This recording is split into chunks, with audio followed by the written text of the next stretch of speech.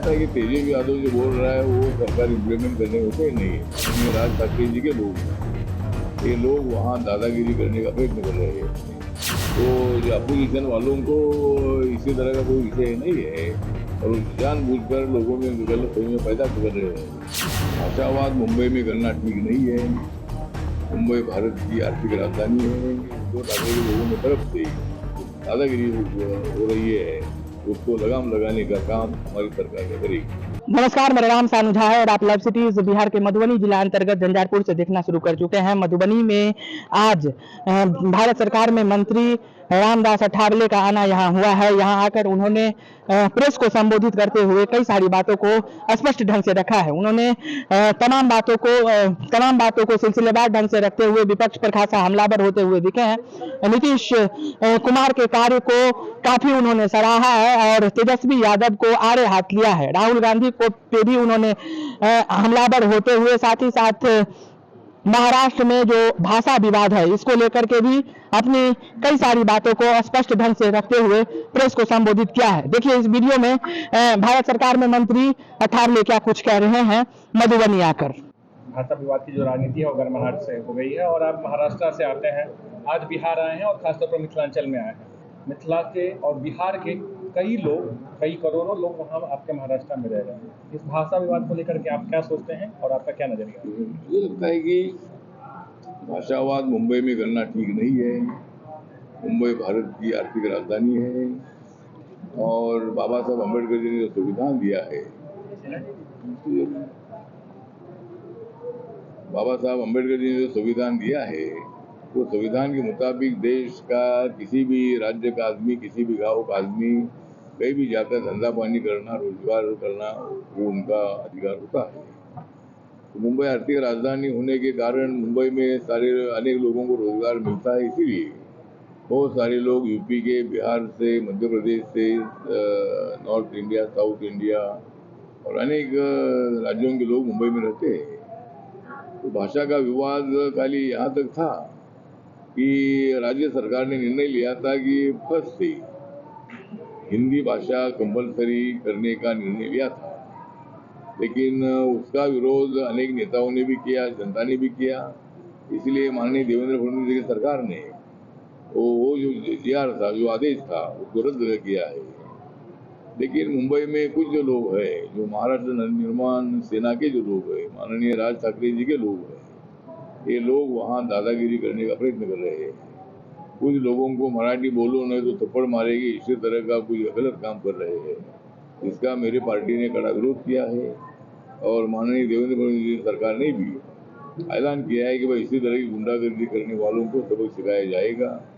मुझे लगता है कि मुंबई में रहने वाले जो नॉन मराठी लोग हैं, मुंबई में 40% से ज़्यादा मराठी लोगों की संख्या है, 60% से ज़्यादा लोग नॉन मराठी लोग हैं, लेकिन उसमें से 80% लोग मराठी बोलते हैं। कुछ लोगों को मराठी आती नहीं है, तो उनको मतलब उनके ऊपर हमला करना, उनको ऊपर मतलब गाली गलौज करना, उनको थप्पड़ मारना, ये बात अनकॉन्स्टिट्यूशनल है। ये संविधान के विरोध में ये भूमिका ले रहे हैं। इसीलिए मेरी पार्टी ने इसका कड़ा विरोध किया है और मुझे लगता है कि 2-3 इंसिडेंट ऐसे हुए हैं, मतलब बहुत हर आदमी को कोई ऐसा मारा, ऐसा बिल्कुल नहीं है।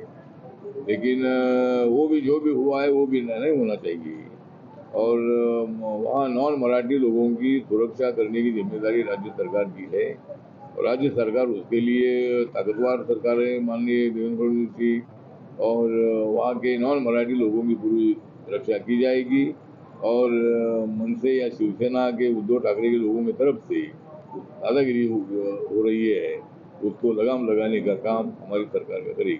सर, बिहार में जो मतगणना पुनरीक्षण का जो काम चल रहा है, जिसको लेकर के आपने अभी कहा है, जो इसमें तेजस्वी यादव कह रहे हैं कि गरीबों का वोट काट दिया जाएगा। पहले नोटबंदी हुई, अब वोटबंदी की तरफ सरकार बढ़ रही है। मुझे लगता है कि वोटबंदी का बिल्कुल नहीं है, नोटबंदी तो हुई है, लेकिन नोटबंदी से हुई थी कि भाई अपने को पारदर्शक इकोनॉमी को बढ़ावा देने की आवश्यकता थी। इसलिए नरेंद्र मोदी जी ने नोटबंदी की थी।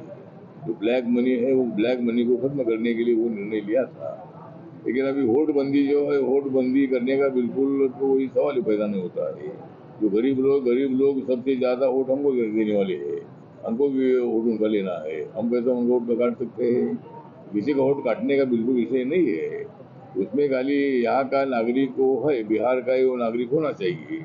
उनका जन्म दरभंगा में या मधुबनी में या पटना में या और भी किसी जिले में जो है वहाँ हुआ ही क्या नहीं है। ये खाली बर्थ सर्टिफिकेट देना है।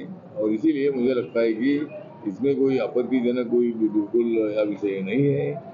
और वो वोट ज़्यादा हमको मिलने वाला है, हमको भी उसका नुकसान होगा अगर गरीबों का वोट घटेगा तो। इसीलिए गरीबों का या किसका वोट काटने का विषय नहीं है। तो जो अपोजिशन वालों को इसी तरह का कोई विषय नहीं है और जानबूझकर लोगों में गलत फहमी पैदा कर रहे हैं। और उनका जो आरोप है, आरोप में बिल्कुल सत्य नहीं है। किसी भाई वोट नहीं काटेंगे, हमको भी सबका वोट चाहिए, तुमको भी वोट चाहिए। तो इसीलिए मतलब उनके आरोप में बिल्कुल सही कुछ नहीं है।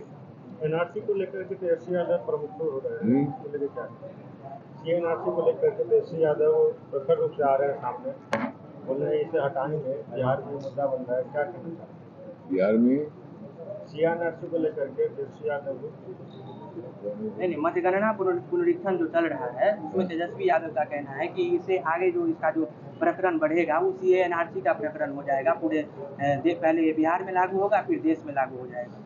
बिहार से ही आगाज हुआ है इसका। बिहार का विषय नहीं है ये। तो ये हमारे लिए भी नुकसान होगा। अगर वोट घटेगा तो हमारा नुकसान भी होगा। इसीलिए वोट काटने का बिल्कुल विषय नहीं है। तेजस्वी यादव तो आरोप लगा रहे हैं, वो आरोप लगाने में कोई बंद नहीं कर सकते। लोकतंत्र में उनको आरोप लगाने का अधिकार है, लेकिन उस आरोप में बिल्कुल कोई तथ्य नहीं है। ये आरोप बेबुनियाद है, झूठ है और हम किसी का वोट नहीं काट रहे हैं। हाँ सर, बिजली भी फ्री कर दी गई है बिहार में।